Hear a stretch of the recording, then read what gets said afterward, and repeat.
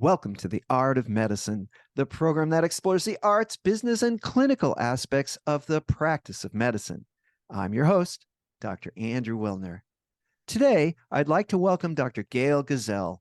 Dr. Gazelle is an assistant professor of medicine at Harvard Medical School. She is also the author of a new book, Mindful MD: 6 Ways Mindfulness Restores Your Autonomy and Cures Healthcare Burnout. She's also the author of Everyday Resilience, a practical guide to build inner strength and weather life's challenges. I think it's telling that we need books like this, and we're going to discuss that issue with Dr. Gazelle. But before we get started, I'd like to thank our sponsor, locumstory.com. Maybe you're curious about locums and how it might fit into your career story. But do you know all the different reasons physicians choose locums and how it works for them? At locumstory.com, you can hear firsthand stories as diverse as physicians themselves. There's not one solution for everyone. The variety of opportunities might surprise you. Locum Story is an unbiased educational resource. It has tools that let you explore trends in your specialty and compare different locums agencies. There's even a simple quiz to see if locums is right for you. Do your own research at locumstory.com. It's easy. And now, without further ado, to my guest, Dr. Gail Gazelle. Welcome, Dr. Gazelle. Thanks so much, Andrew. It's a pleasure to be here. Well, Dr. Gazelle, it's my pleasure. And I saw the topic of your book and I said, oh no, another book about burnout. So why do we even have this problem? I mean, everywhere you turn, it's burnout this, burnout that. So many doctors burned out. I don't remember this when I went to medical school. What has happened? Isn't it interesting that we're in this kind of a pickle in healthcare where everybody's talking about burnout? And why is everybody talking about burnout? Because it is so incredibly prevalent. It was prevalent before the pandemic. And of course, the stresses and strains of the pandemic have only made things worse.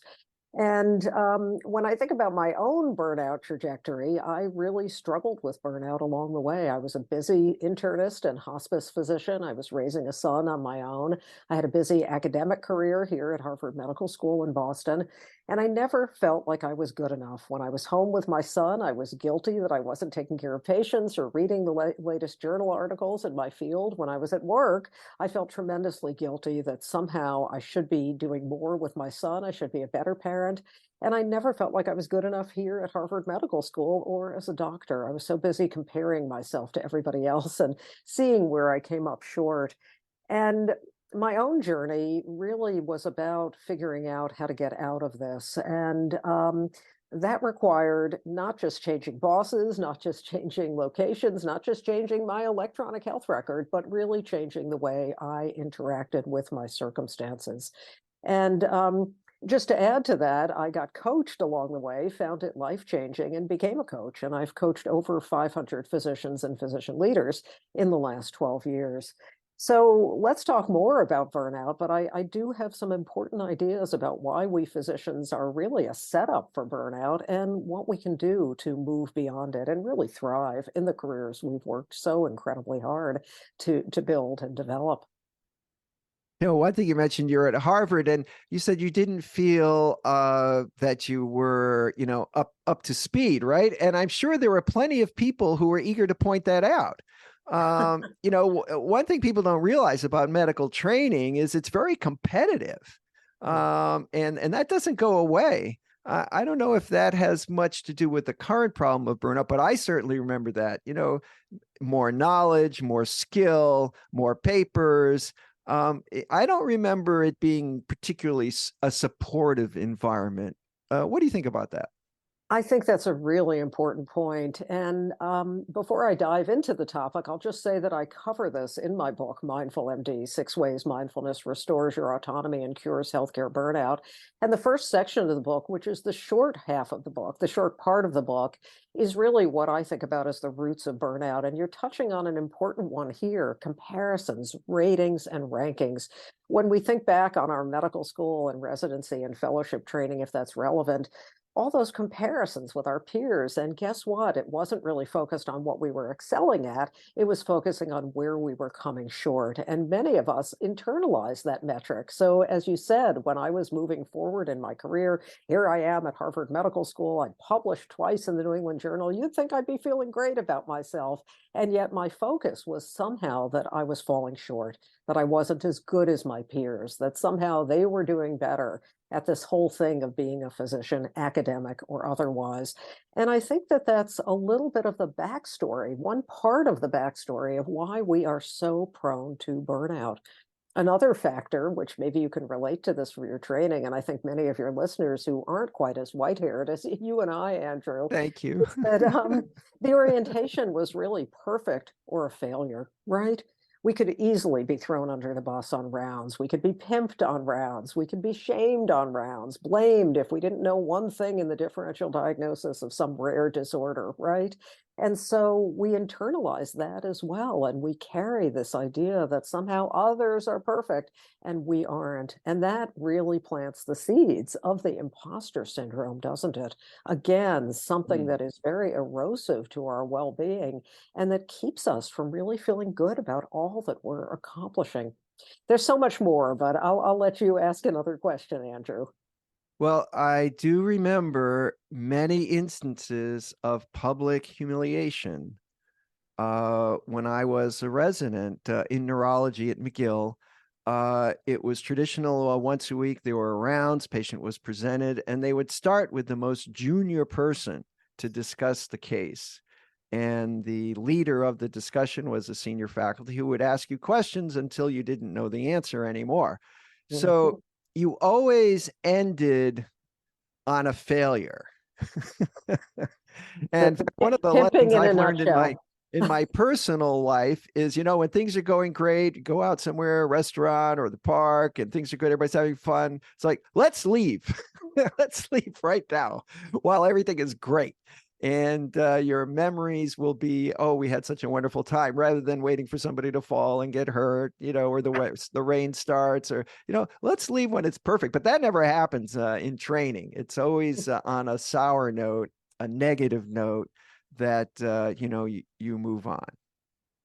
So I I do think agree with that. it's really something, and we carry those stories of being shamed. I in my career of coaching hundreds of physicians, I've heard so many painful stories. I include some of these vignettes in my Mindful MD book because we carry them for years. I share a vignette of someone I call Rafaela, a 47-year-old ID doc, very successful, very well thought of. But you know what?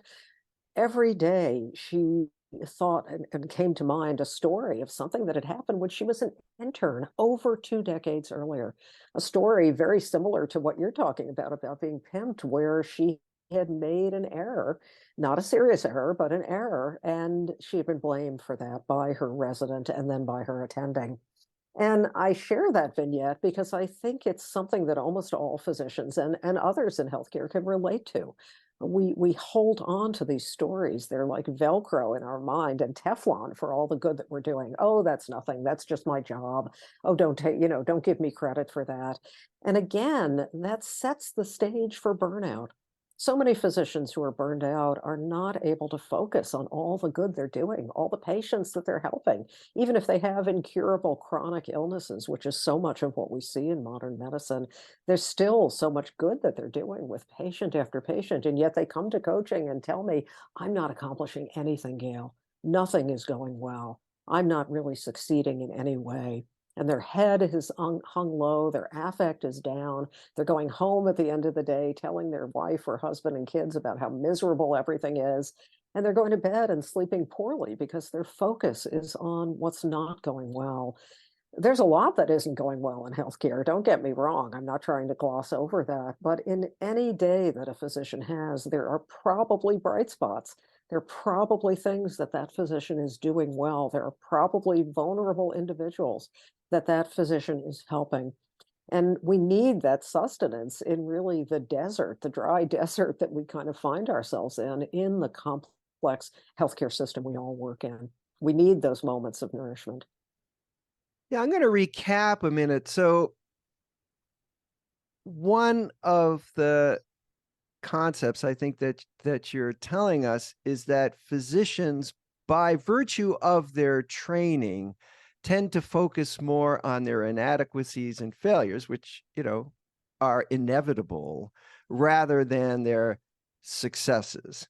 And that really rings true to me. I remember when I was in private practice, I would see about, 15 neurologists don't see that many patients. It takes a long time. So about 15 patients in a day. And every now and then there would be a dissatisfied patient and they would complain to the administrator, and I get hauled in. Why were you rude to this patient or something? And it may or may not have even been actually true. But it was like that was what drew the attention, was the one dissatisfied patient. And the fact that there had been 14 other patients who thought I was terrific never got noticed. And I think it's probably fair to say that the personality of many physicians is that of a perfectionist. Would you agree with that? Most definitely. And I think what you're saying is going to resonates, I'm sure, with everybody listening in the physician and healthcare matrix. And that ties into the topic of mindfulness, which can sound like a lot of fluff and woo woo, and oh, just don't tell me to go meditate and life will be wonderful. But it's really more the ability to train our minds to focus where we want our minds to focus. So, what does that mean in terms of what you're sharing about perfectionism? Well, we can begin to notice that we're harping on being a perfectionist. We can notice when our mind is moving in that direction. We can train our mind to look more objectively at all of the data about things that we're doing well. In the example that you gave, we can remind ourselves, well, look at all the patients who are really happy with my care, and look at all the good that I'm doing, and look at the ways that I am up in my field and able to kind of be on a level playing field with others. So a lot of mindfulness, it isn't navel gazing and sitting on the mountaintop. It's really more the moment to moment awareness of what our mind is up to in the service of training our mind to actually be our friend rather than what our minds can sometimes be, which is our foe. That's what really interests me about mindfulness, and what I really have shared with so many coaching clients, and what I share again in the Mindful MD book.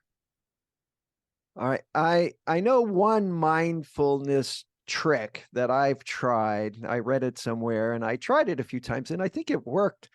They say when you go to bed at night, think of three, or even better, write them down, three good things that happened that day. And it seems so simple, but when you go to bed at night, usually, at least for me, you tend to focus on the one thing that didn't go well that day rather than the three good things.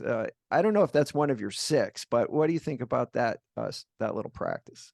Well, it's an important one because the negativity bias is profound, and that pull down that negativity place of not doing enough, or not good enough, or what's remaining to be done, that has such a hold on the human brain. And yet, when we are mindful of that, when we're aware of it, we can realize that we are not our thoughts and our thoughts are not us. So all of those thoughts about what didn't go well and what remains to be done, and the woulda, coulda, shouldas that we all have, that then lead to a poor night's sleep and exhaustion when we start our workday the next day, we can work with those thoughts. We can detach from them. We can picture them as being almost like clouds that move across the sky of the human mind. And all of those clouds arise, pass through, and dissipate. And the exact same thing is true for 100% of every thought you've had. I mean, think about it for a moment. Have any of the thoughts you've had stayed longer than approximately, 90 seconds or so? No. The only reason they stay is because our mind attaches to them and festers and feeds them, and then develops emotions around them, and more thoughts and more emotions. But we can help our mind detach from thoughts by actually picturing them as clouds moving through the sky.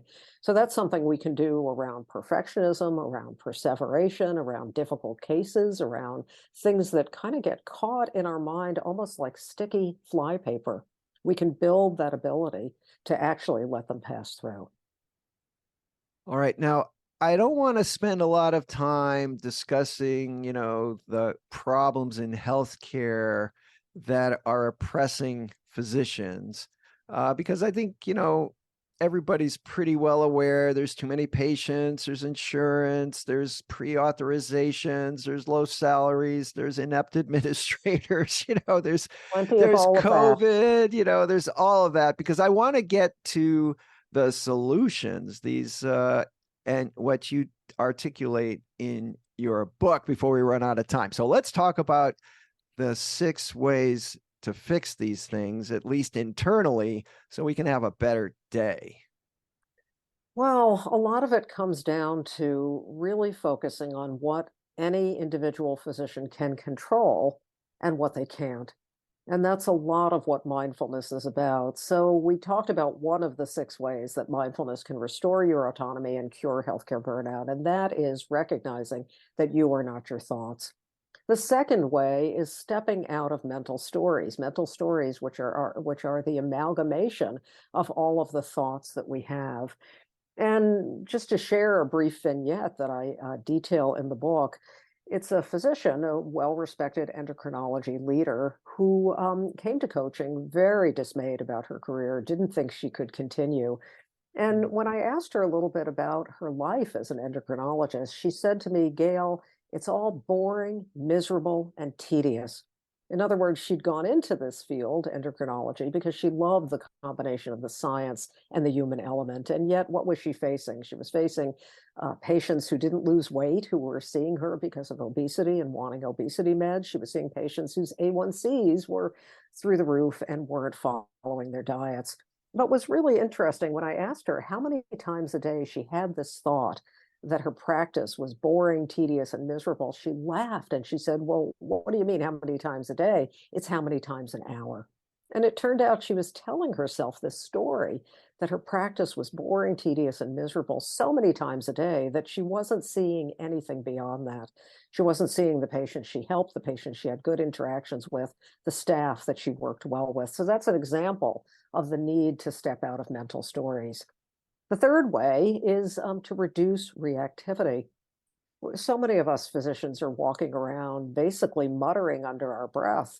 It's terrible in healthcare. Nobody's seeing how hard I'm working. All they're doing is focusing on the numbers. This isn't what I signed up for. This isn't fair. I didn't sign up to sit in front of a computer, caring and feeding for an EMR. And all of the emotions that we have around that really dissipate the precious energy that we need to get through the difficulties in our days, of which there are many. So, the third way is to use mindfulness to reduce patterns of emotional reactivity, something that I've seen it be extraordinarily helpful for. So, those are the first three, and I'll just quickly go through the last three, No, no, which no, is, no, no, no, no, no. I want to learn more about that last one because I've heard those complaints and there's a lot of truth to them. So, what do you do with them? Give me a little bit. yes. Well, what you do with them is realize, just like with our thoughts, we have the capacity to let our emotions pass through. When you look at modern neuroscience literature and data around emotions, it's now believed that our emotions, in and of themselves, only last for 60 to 90 seconds. But what keeps those emotions sticking around is all the thoughts that we have. So we might feel angry, we might feel unfair when we sit down to get our charts done. We can notice that emotion. We can take a purposeful pause, a really important mindfulness hack where we slow things down, we take a few slow, deep breaths, we bring our parasympathetic nervous system online to decrease the sympathetic drive that we found ourselves flooded in as our emotional temperature has risen up to 10. This is so unfair, right? So we have tools with mindfulness to cool ourselves down. Why? Because again, that expenditure of energy is costly. It's costly for any physician to feel that sense of duress and anger. It's costly. Those emotions color the character of our day, right? It's probably something you can relate to. And So, they're tiring. and they are tiring. They're very costly. And I wish we had learned in our training some of these simple hacks and tools. They're not that difficult to learn, and they really make the difference in the quality of our days. They make a difference. As you say, they're so exhausting. We don't have the room for that kind of exhaustion because the amount of burden and pressure that we're facing, that all physicians are facing, we need every little bit of energy to get through that. All right, now tell me about the last three. Well, it's not that they're any less important. The fourth way that mindfulness restores your autonomy and cures healthcare burnout is by helping you lean into compassion, connection, and purpose. Most of us went into the practice of medicine to care for others, to care for vulnerable individuals in their times of need, right? And yet we become disconnected from that. We're so caught up in all the technological demands, all the pre-auths, all the satisfying the bean counters, et cetera. And we can return to our sense of compassion, connection, and purpose, and it helps to fuel us. The fifth way is to work with what is. How many times do your listeners just find themselves saying, I'll only be happy when? And I can't be happy if. So, what do I mean by that? Well, a lot of physicians walk around saying, well, I'll only be happy when they get rid of this blank EMR, right? I can't be happy with all these non physician administrators dictating the practice of medicine. I'll be happy when I retire. Similarly, residents say to themselves, well, I'll be happy when I'm in attending. And attendings hear that one and they think, wait a minute, wait till you see what your life is like. So we kind of hold off happiness with this mythical idea that we have to wait for something to change to be happy. Now, again, the challenges are many, but I'm here to say that we can all find happiness in the moment. We can all find thriving. And the more we kind of tell ourselves we can't have it until something changes, it actually keeps us from having that level of happiness, contentment, fulfillment, thriving, whatever you want to call it. It keeps us from having it in the here and now. And I, each of you listening to this program deserves to have all of those things here today. So that's the fifth way to work with what is, not this imaginary fiction of what could be. And the sixth way is really I would say, the culmination of the first five, which is cultivating upward as opposed to downward spirals. I mean, there's such a vortex of negativity in healthcare these days. I've had so many clients say to me, I don't even want to talk to my colleagues because mm, all they do is blank and moan about everything going wrong, right? And then we get home and we talk about everything that went wrong in our day. We can reverse that pattern, and mindfulness can really help us do that. So that's a quick synopsis, Andrew, of the 6 ways that I outline in my Mindful MD book, which is available for pre-order on Amazon. yes, well, I will also put a link on my website, a little book icon in the library section. So that'll be another place you can find it. And that'll take you right to Amazon, or just go directly to Amazon. Well, it sounds like a book I'm going to read. A lot of what you said, well, number 5 kind of had echoes of the serenity prayer, right? It's like, well, this is the way it is, and have the what is it, the wisdom to know the difference between the things you can fix and the things you can't, and go along with it. That's an element of dealing with reality. Mhm. And Yes, and I've had a surprising number of clients actually say to me, now, Gail, I'm noticing in myself that when I let go of what I can't control, I'm a lot happier. It's a very frequent refrain that people have. And then a surprising number as well say, now, is there some kind of prayer about that? So that's what you're referring to there. It's a yes, helpful yes. reminder And that and whatever, yeah, the other whatever. thing it reminded me of was locum tenens, because, well, as you know, I've been doing locums off and on since 1982.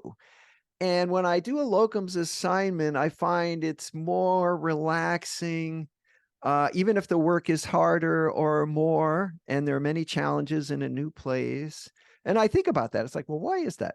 And I think part of it is when you do a locums assignment, you are a temporary person.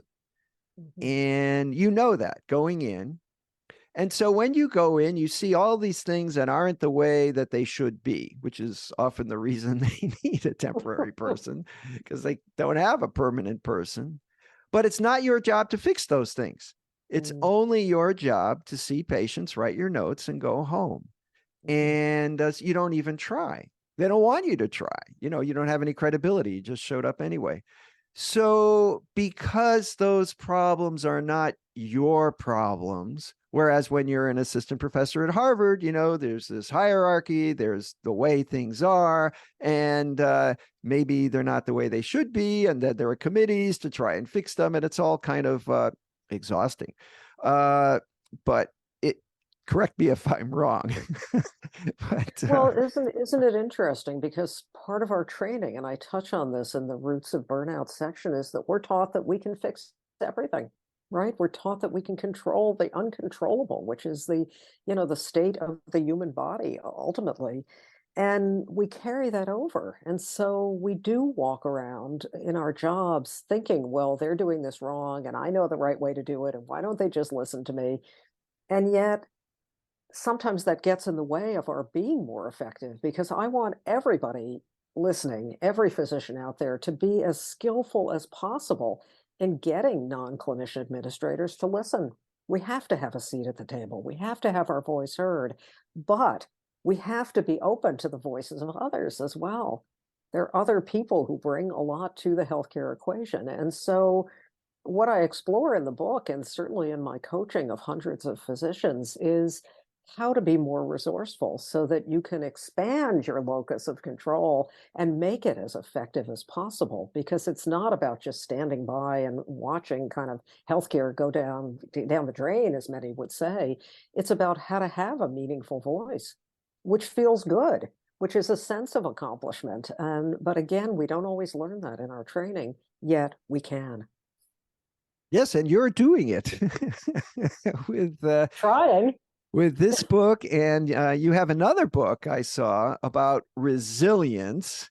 And so I know this is a topic you've been sort of engaged in for quite a while. I liked your point about people focusing on good things when they talk to each other rather than just complaining and whining. And I've noticed I have a few friends who, when I meet with them, I noticed one day that they never complained about anything. Never.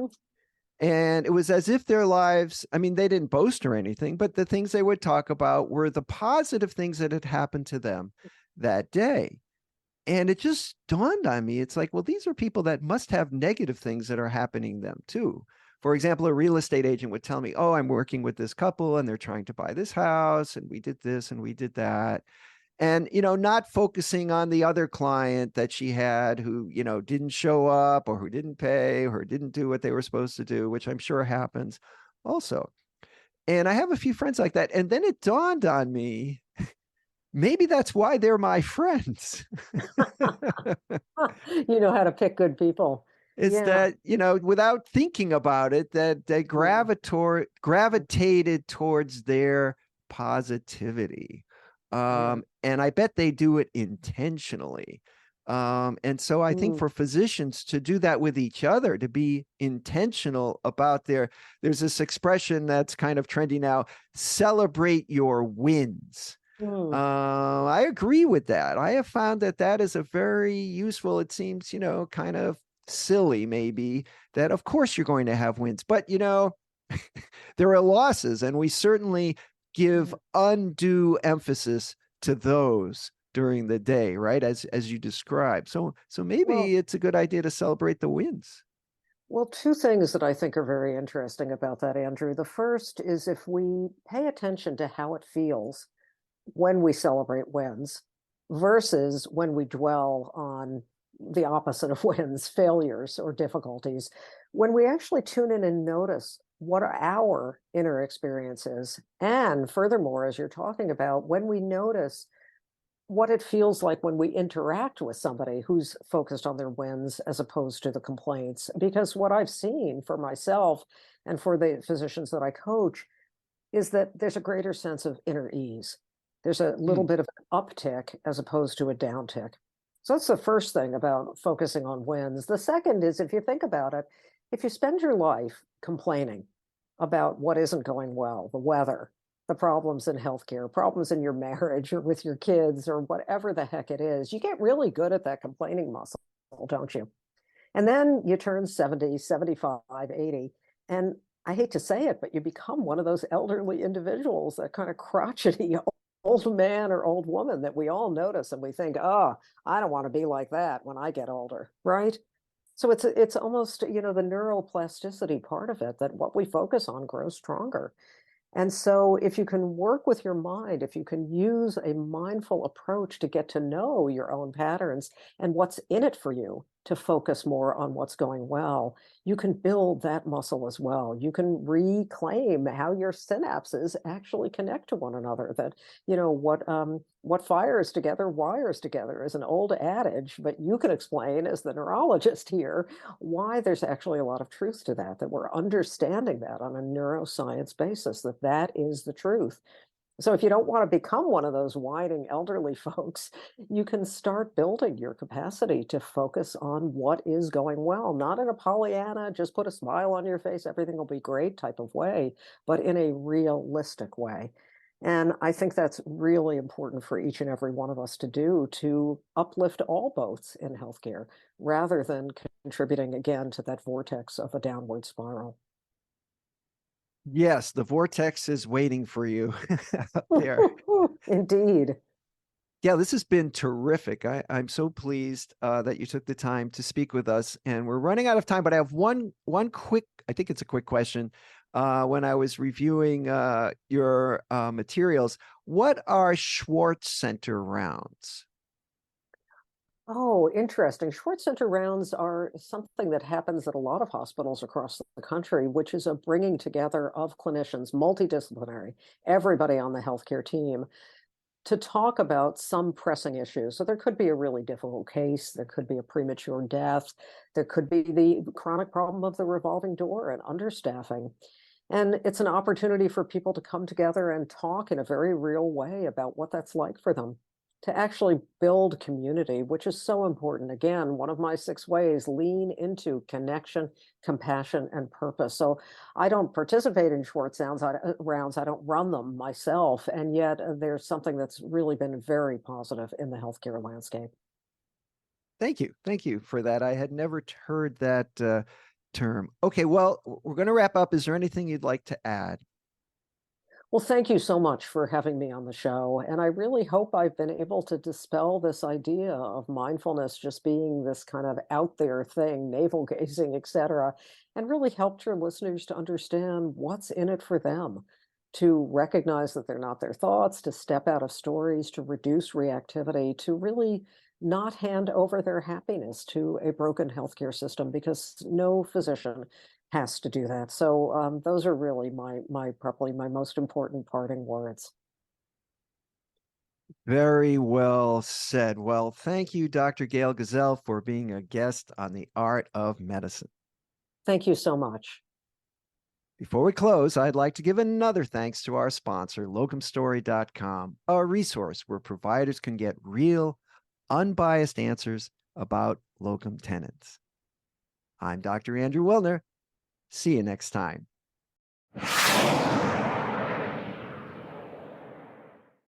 This program is hosted, edited, and produced by Andrew Wilner, MD, FACP, FAAN. Guests receive no financial compensation for their appearance on The Art of Medicine. Andrew Wilner, MD, is Associate Professor of Neurology at the University of Tennessee Health Science Center, Memphis, Tennessee. Views, thoughts, and opinions expressed on this program belong solely to Dr. Wilner and his guests, and not necessarily to their employers, organizations, or other group or individual. While this program intends to be informative, it is meant for entertainment purposes only. The Art of Medicine does not offer professional financial, legal, or medical advice. Dr. Wilner and his guests assume no responsibility or liability for any damages, financial or otherwise, that arise in connection with consuming this program's content. Thanks for watching. For more episodes of The Art of Medicine, please subscribe. www.andrewwilner.com